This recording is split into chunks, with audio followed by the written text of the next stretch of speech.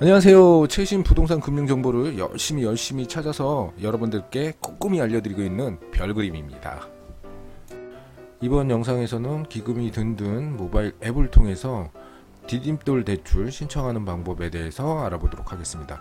디딤돌 대출 같은 경우는 기존에 한국주택금융공사 스마트주택금융이라는 앱을 통해서도 신청을 했는데, 이번에 기금이 든든이 앱이 통합하면서 주택도시기금에서 직접 이제 기금이 든든을 통해서 디딤돌 대출도 신청할 수 있게 했습니다. 버팀목 전세도 가능하고요. 다른 영상에서 버팀목 전세 모바일 앱, 그 다음에 인터넷을 통해서 신청하는 방법 만들어 드렸으니까 한번 확인하시고요. 이번에는 디딤돌 대출에 대해서 한번 하겠습니다.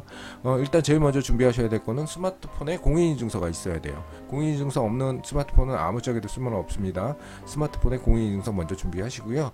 그 다음에 플레이스토어 들어가셔서 기금이 든든 앱을 까신 다음에 준비를 하시고 이제 신청을 하시면 되세요. 로딩하고 그러면 일단 요런 화면, 대출 신청 버튼 클릭하시면 요런 화면이 뜹니다. 첫 번째로 이제 정보 제공 및 스크래핑을 해야 되는데, 목적에 맞춰서 첫 번째 이제 주택 구입 자금이 구입 대출인지, 구입 자금 대출인지, 전세 자금 대출인지, 주택 월세 자금 대출인지 물어보는데, 디딤돌 대출은 첫 번째 거죠. 주택 구입 자금이죠. 요거 클릭하시면 되시고요. 그다음에 다음 장 넘어가시면 개인정보 동의 단계입니다. 개인정보 제공 내용이 있는데 확인하시고요. 동의하는 항목 동의함 선택하시면 되시는데, 실질적으로는 그냥 한 번에 전체 동의 그냥 누르세요. 이거 언제 다 일일이 누를 거예요. 네?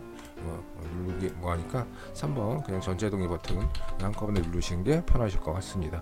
동의 안 누르면 대출 신청 못 돼요. 어차피 해야 되는 거예요. 네 번째 동의하기 버튼 클릭하시고, 한 번 더 본인 주민번호랑 성명 넣고 한 번 더 공인인증서로 로그인 하셔야 돼요. 로그인 수행하시면 되십니다. 대출 동의 안 하면 대출 안 나가요? 선택권이 있는 것처럼 얘기를 했는데 선택권 없습니다. 그리고 이제 주민등록 이제 주소를 입력하시고 주소를 클릭을 하세요. 이건 스크래핑이라고 해서 등본이나 초본이나 소득자료 같은 경우를 요즘은 이제 인터넷 통해서 바로 끌어올 수 있는 자동 제출하는 시스템이 있는데, 서류 제출 자동화라고 하죠. 요거를 수행하는 건데, 그러기 위해서는 일단 주민등록 등본상 주소를 먼저 입력을 해주세요. 그리고 본인 주소를 선택을 하신 다음에 그 다음 단계에 넘어가시면 일단 가족 중에 이렇게 본인과의 관계, 부모님이나 아버지, 배우자, 자녀 중 이름을 하나 적어주세요. 적어주시고 이렇게 하시면 되실 것 같습니다. 그럼 가족관계 여부를 확인하기 위한 거죠. 가족관계나 혼인관계 증명서 같은 거 띄는데 필요한 거고요. 귀하자면 귀하자 여부를 선택을 하시라고 하는데, 귀하자가 있나요? 다문화 가족들 그런 경우를 얘기하는 것 같습니다.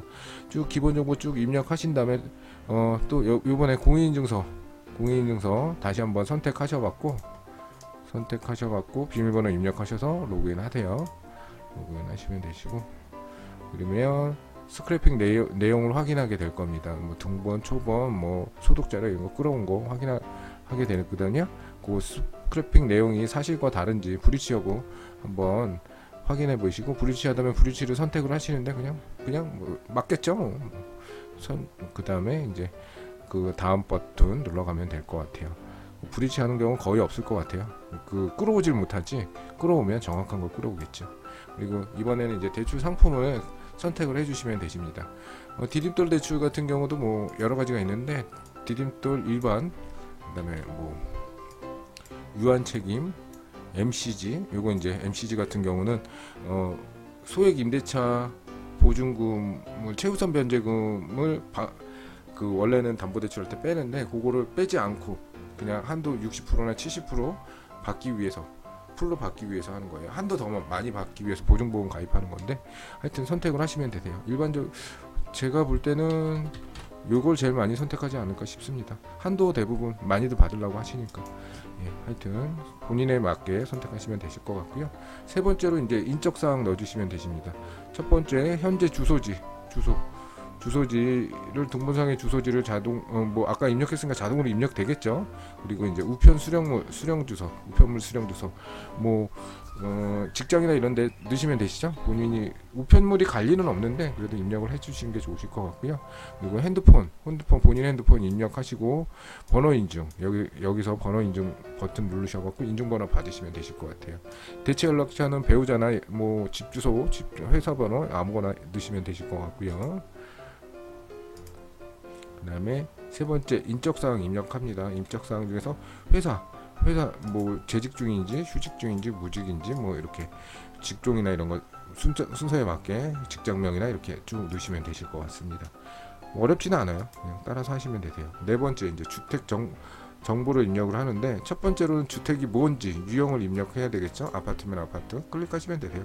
단독이면 단독, 연립이면 연립 이렇게 클릭하시면 되시고, 공동명의 여부, 요즘은 공동명의 많이 하니까 배우자랑 같이 공동명의라면 공동명의 여부 클릭하시면 되시고, 대상 주택의 주소를 입력을 해야죠. 어떤 물건을 구입하실 건지 알아야 되니까 주소를 입력하고, 그 다음에 이제 전용 면적 얼마인지, 보금자리 디딤돌 같은 경우 85제곱미터 이하가 원칙이죠. 그러니까 뭐 그 이하인 거 적어 두시면 되실 것 같고요. 매매 가격 얼마에 사셨는지 매매 가격 입력하시면 되세요. 계약서에 나와 있는 금액입니다.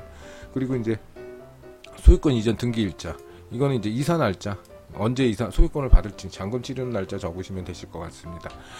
그리고 다음으로 넘어가시면 우대사항 입력하시면 됩니다. 선택이 불가능해서 뭐 이제 비활성화돼 갖고 선택이 안 되는 경우가 있는데, 이건 스크래핑 은행에서 연계 정보를 통해서 추후 확정된다고 해요. 그러니까 그거 보시면 되시고, 우대 정보 1은 뭐 중복 적용이 불가능한 우대 유형으로서 하나만 선택하셔야 돼요. 뭐 다문화인지 여기 신혼가구인지, 요거 중복 적용이 안 되니까 본인한테 유리한 거 하나만 선택하시면 되세요. 뭐 둘 다 뭐 0.2%니까 아무거나 그냥 하나 선택하시면 되실 것 같고요. 두 번째, 여기 또 있구나. 생애 최초 한부모 있네요. 한부모 같은 경우 있으면 하시고, 장애 후 0.2%. 우대 유형 2 같은 경우는 중복 적용이 가능하니까 이거저것 있으면 요건이 되시면 쭉 적어주시면 되실 것 같아요. 가족관계 다자녀냐, 뭐 다문화냐, 뭐 이런 거 쭉 적어주시면 되실 것 같고요. 그 다음에 이제 대출 조건에 대해서 입력하시면 됩니다. 대출 조건은 첫 번째 얼마 신청할 건지 신청 금액 넣으시면 되시고요. 대출 기간 요거 뭐 10년을 할지 15년을 할지 20년을 할지 30년을 할지 이렇게 선택해 주시면 되세요.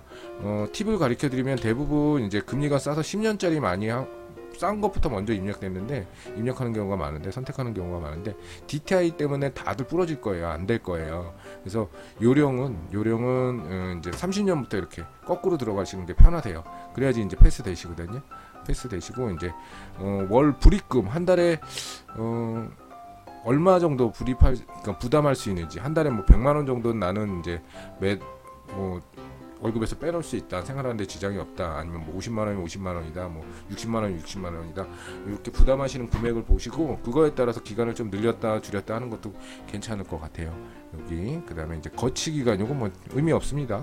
이건 이제 이자만 납부하는 기간인데, 디딤돌 대출엔 거치 기간 없어요. 그리고 이제 상환 방법, 원금균 등 뭐 원리금균 등 여러 가지가 있는데, 원리금균 등은 원금하고 이자 정해진 금액을 적금식으로 일정하게 납부하시는 거예요.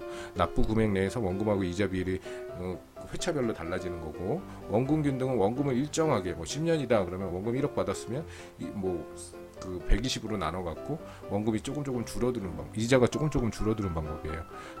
둘 중에 어떤 게 편하냐 좋으냐라고 하면 관점에 따라 다릅니다. 일단 관리하기가 편한 건 원리금균 등이 편하고요. 이자를 적게 내는 건, 똑같은 금리라도 실질적으로 금융기관에 이자를 덜 내는 거는, 납입 금액이 적은 건 원금균 등이에요. 왜냐하면 이제 초기 원금이 빨리 상환되니까 상환된 만큼 이자가 줄어든다고 생각하시면 되세요. 일단 그렇게 맞춰서 넣으시면 되실 것 같고요. 그 다음에 대출 조건, 뭐 대출 희망 날짜, 잔금일 적어 주시면 되시겠죠. 그리고 이제 대출 은행 선택하시면 되시죠. 뭐 본인 주거래 은행 선택하시면 되실 것 같습니다. 다음, 그리고 대출 신청 내용을 확인하시면 되세요. 내가 신청한 요 단계 이제 거의 마지막 단계인데, 디딤돌 대출 일반적인 거 확인하시면 되시고, 인적사항 본인 이름하고 뭐 우편 수령지 입력했던 내용 같은 경우 확인해 보시고, 잘못된 게 있으면 이 수정 버튼 누르셔갖고 수정하시면 되실 것 같습니다. 그렇게 하시고 뭐 이제 쭉 보시고 신청 정보가 모두 일치하면 위 내용을 직접 확인하였습니다 라고 이 부분에 클릭하시고 3번 대출 신청하기 눌러주시면 되세요. 그러면 대출 이런 창이 신청 완료 창이 뜹니다. 신청 정보 작성이 완료되었습니다 라고 하고, 뭐 특이사항이나 대출 불가 사유 같은 경우 거짓 정보를 넣으면 뭐 대출 불가될 수 있다는 거, 그런 내용 같은 거 유의해야 될 사항 나오니까 쭉 보시면 되시고요.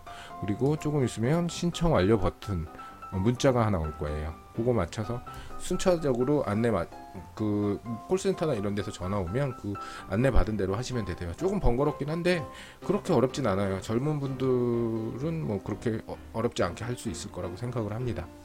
일단